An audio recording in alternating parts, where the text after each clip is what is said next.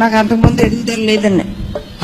అందుకు మా అమ్మగారు ప్రార్థన చేసుకుంటే ఇంటికి వచ్చేటప్పుడు ఐటీ పెరిగిందని చెప్పారండి. చూడండి, ఈయన చాలా పొట్టివాడంట, కూర్చోవాడంట, పొట్టిగా ఉన్నవాడంట.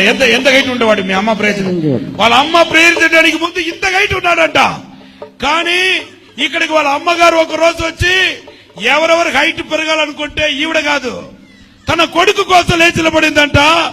ఇక్కడ ఉంది నేను ప్రేయర్ చేసిన హ్యాంకి తీసుకెళ్తే ఇంత హైట్ ఎదిగాడంట.